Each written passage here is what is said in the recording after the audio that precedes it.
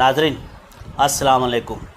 मैं जाहिद अमीन recite today में एक मरतबा फिर आपका इस्तकबाल है, वेलकम है।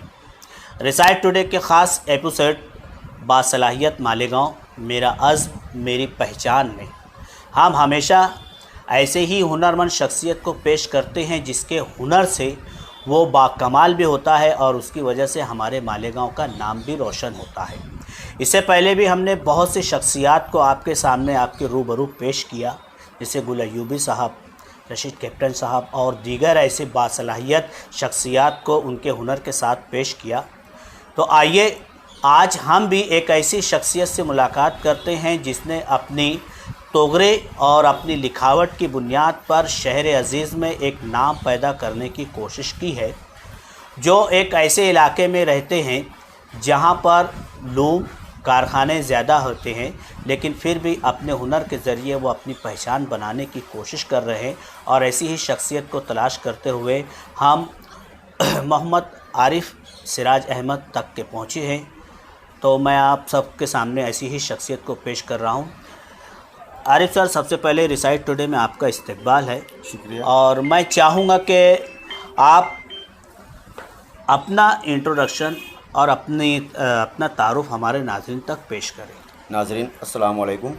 मेरा नाम मोहम्मद आरिफ सिराज अहमद है। मैं मालेगांव शहर के गयास नगर नामी एक छोटे से इलाके का रहवासी हूँ, जो कि गरीब बस्ती है और मज़दूर तबके के लोग यहाँ पर ज़्यादा रहते हैं, और ये शहर के एकदम किनारे के पट्टे पे वाक़ है। मैंने ये जो काम शुरू किया है ये मेरी तालीम से ही जुड़ा हुआ है। मैं 10वीं के बाद में मुझको ड्राइंग से बहुत ज़्यादा इंटरेस्ट था, तो ड्राइंग का तालीम हासिल करने के लिए मैं औरंगाबाद का सफ़र तय किया। वहाँ पर 3 साल का टेक्सटाइल डिज़ाइनिंग का कोर्स किया। कोर्स करने के बाद में मैं वापस यहाँ आया गांव में, और तलाश माश के चक्कर में 2-3 मरतबा बाहर गया, सूरत औरंगाबाद वगैरह में, लेकिन हालात कुछ ऐसे थे कि मुझे वापस आना पड़ा। और यहाँ पर आने के बाद में मैं अपने पावरलूम शहर से जो भी सनत वाबस्ता है उसके अंदर जुड़ गया, और पेशे से मैं रंगीन साड़ी की घड़ी लगाता हूँ, और पार्ट टाइम में सोचा कि कुछ नया करना चाहिए, तो इसलिए मैं इस काम का आगाज़ किया। पहले भी मैं बहुत सारे यानी थर्माकोल वगैरह पे हाजी साहिबान के लिए सब खुशामदीद के बोर्ड वगैरह बनाता था। धीरे धीरे वो सिलसिला ख़त्म हुआ, और उसके बाद में अचानक जहन में आया कि कुछ नया करना चाहिए, और उसके ज़रिए मैंने नया करने का प्लान बनाया। और wall putty, POP, plaster of Paris और टिश्यू पेपर, ऐसी जो चीज़ें आम ज़बान में कहीं भी दस्तयाब हो जाती है, उन सब का इस्तेमाल करके मैंने ये तोगरे की डिज़ाइन किया। उसके अंदर कुछ तोगरे ऐसे भी हैं जो 3D टाइप में इन्हें ऊपर उभरे हुए, और मैं सोचता हूँ कि ये तोगरे जो मैं बना रहा हूँ ये मालेगांव के अलावा बाहर तक के ये पहुँच जाए, और यही मेरी कोशिश है कि मैं और अच्छा काम इसके अंदर करता चला जाऊँ। आपने अभी जिक्र किया कि पीवी और प्लास्टर ऑफ पेरिस और दीगर चीज़ों को, तो उसको आप किस तरह से डिज़ाइन करते हैं, उसका इस्तेमाल कहाँ पर करते हैं, कौन से बोर्ड पर करते हैं? ये जो चीज़ें हैं ना, प्लास्टर ऑफ पेरिस को पानी में भिगाने के बाद में जिस तरीके से आमतौर पे घरों में कलर वगैरह करने के लिए इस्तेमाल होता है, उसी तरीके से मैं इसके ऊपर प्लाईवुड के ऊपर इस्तेमाल करता हूँ। उसको प्लाईवुड के ऊपर अप्लाई करने के बाद में उसको कम से कम 1 से 2 दिन सूखने के लिए लग जाता है। सूखने के बाद में उसके ऊपर फिर मैं डिज़ाइनिंग करता हूँ।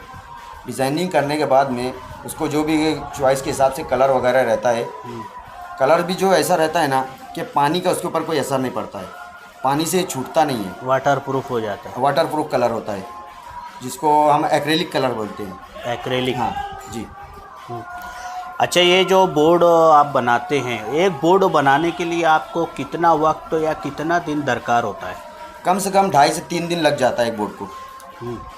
असल में मसला ऐसा होता है ना कि वो पीओपी और जो प्लास्टर ऑफ पेरिस होता है और वाल पुट्टी जो होती है वो सूखने के लिए वक्त मांगती है, और उसको धूप में ज़्यादा देर रख नहीं सकते। जब तक वो सूखता नहीं है अपन उसके ऊपर कुछ दूसरा अप्लाई कर नहीं सकते।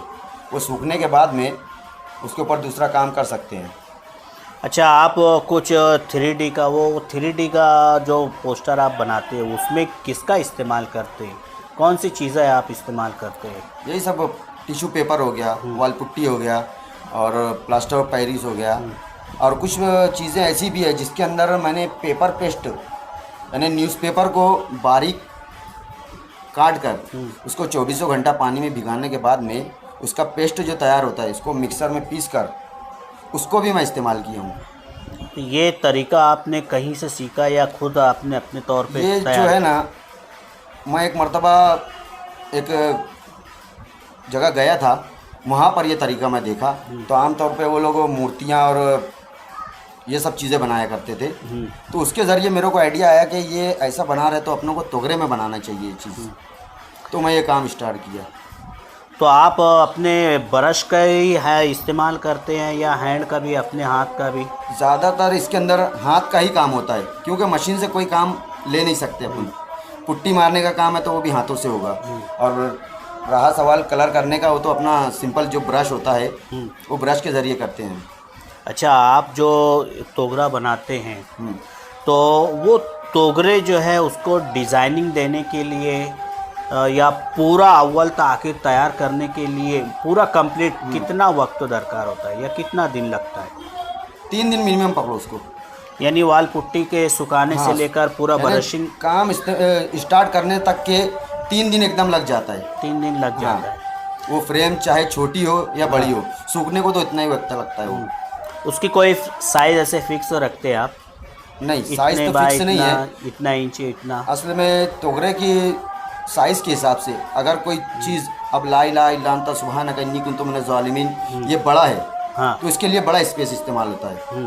यानी जो हिसाब से डिज़ाइन रहती है तोगरे की उस हिसाब से मैं साइज़ चूज़ करता हूँ। तो आप सिर्फ अरबी ही इस्तेमाल करते हैं या उर्दू भी? नहीं, मुझको तो जो लेटर में मिल जाए, इंग्लिश भी कर सकता हूँ, मराठी भी कर सकता हूँ, यहाँ तक कि कोई भी ज़बान होगी उसको देखकर मैं उतार सकता हूँ। ऐसा?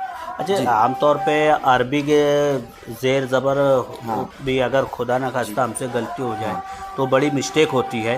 तो क्या आप उस अरबी की आयत को कहीं किसी काबिल शख्स को बताते हैं? सबसे पहले जब मैं इसको इंटरनेट से निकालता हूँ तो एक आलिम है, अपने दोस्त हैं, तो उनके पास पहले लेके जाता हूँ और उनसे पूछता हूँ कि हज़रत इसमें कुछ मिस्टेक है, कुछ गलतियाँ हैं या कोई चीज़ छूटी हुई है तो बता दो मुझको। अगर उसके अंदर करेक्शन करने जैसा रहता है तो मुझको बता देते हैं कि यहाँ पे ये करना है, यहाँ पे ऐसा करना है, और अगर ओके रहता है तो बोल देते हैं हाँ एकदम बिल्कुल इसको रेडी करो आप। अच्छा, अभी तक जितने भी आपने बनाए कभी ऐसी गलती हुई क्या? नहीं, क्या आपने पूरा बना लिए, ज़ेर ज़बर पेश कहीं मिस्टेक हो गई? नहीं, तो अभी तक तो ऐसा साबका नहीं पड़ा है, अभी तक के गलतियाँ नहीं हुई है। अच्छा, आप जो बना रहे हैं तो अभी कहीं आपने दिए हैं उसे? हाँ, दिया हूँ ना। तो लोगों का कुछ लोगों को पसंद आया तब वो लोगों ने ख़रीदा इसको। ऐसा? हाँ। तो फिर कुछ और ऑर्डर आप तक के? हाँ, ऑर्डर आया, अभी पहुँचे हुए हैं मेरे पास में। अभी एक माशाअल्लाह तबारक अल्लाह वो ऑर्डर के ऊपर मैं तैयार किया हूँ। असल में बात ऐसी है कि अभी किसी को बताया नहीं हूँ मैं। अब जैसे जैसे ये मार्केट में निकलेगा तो लोग उसको पसंद करेंगे। तो देखा, ये एक हुनरमंद शख्स जो है अपनी कला के ज़रिए अपने हुनर को बता रहा है आप लोगों तक के। आप लोग भी यकीनन ऐसे ही लोगों के बड़ी तारीफ़ करते हैं और हम भी उम्मीद करते हैं रिसाइट के नाज़रीन के आरिफ भाई जो इस तरह से, आरिफ सर जो मेहनत कर रहे हैं, यकीनन आप उनकी मेहनत को देखेंगे और ज़रूर पजीराई करेंगे। मेरा ये आखिरी सवाल कि आप जो तोगरा बना रहे हैं तो उसको फ़रोख्त तो करना चाहें अगर, तो कितनी कीमत हो सकती है आपकी हिसाब से? देखो, ये जो है ना, मैं इसकी कीमत इस तरीके से निकाला हूँ कि स्क्वायर इंच के हिसाब से इसका रेट निकालना है मुझको। ऐसा? हाँ, उसके अंदर कुछ चीज़ें जो है ना जो 3D में बनी हुई है, मतलब वो कम से कम आधे से पौन इंच ऊपर उठी हुई है वो चीज़ें। उसको हाथ फेरने के बाद महसूस होता है। तो वो तकरीबन 6 रुपये स्क्वायर इंच के हिसाब से है और उसमें कुछ 5 रुपये स्क्वायर इंच है और जो थोड़ा यानी कम से कम 3 से 4 mm निकला हुआ है तो उसको 4 रुपया स्क्वायर इंच के हिसाब से मैं रेट लगाया हूँ। ऐसा? यानी अगर वो आप के पास अपनी साइज़ है, लेकिन एक मिनिमम या मैक्सिमम एक अंदाज़न जो रकम होगी कितनी होगी एक तोगरे की, छोटी या बड़ी? एक तोगरा अगर 12 बाय 12 का बनाए, 12 इंच बाय 12 इंच, तो तकरीबन 800 से 850 रुपये तक के पड़ता है। ऐसा। तो देखा नाज़रीन, आज हमारे दरमियान अपने हुनर को पेश करने के लिए आरिफ सिराज सर मौजूद थे, जिन्होंने अपने डिज़ाइन के ज़रिए, अपने हुनर के ज़रिए, अपने हैंड वर्क के ज़रिए जो है एक अपना नाम बनाने की कोशिश की है। और रिसाइट टुडे टीम ऐसे ही लोगों तक पहुंचकर और उनकी हुनर को और उनकी सलाहियत को मालेगांव से लेकर पूरी दुनिया तक पहुंचाने की कोशिश करता है। और यही हम उम्मीद करते हैं कि जिस तरह से आपने पिछली वीडियोस को सराहा है, हम उम्मीद करते हैं कि इस वीडियो को भी और इस हुनर को भी आप सराहेंगे, ज़्यादा से ज़्यादा देखेंगे और इन तक पहुंचने की कोशिश करेंगे। और हम उम्मीद करते हैं कि आइंदा फिर कोई बड़ी शख्सियत जिसने अपने हुनर के ज़रिए मालेगांव का नाम रोशन किया है, रिसाइट टुडे टीम आप तक पहुंचने की कोशिश करेगा। तब तक के देखते रहिए रिसाइट टुडे। खुदा हाफिज़।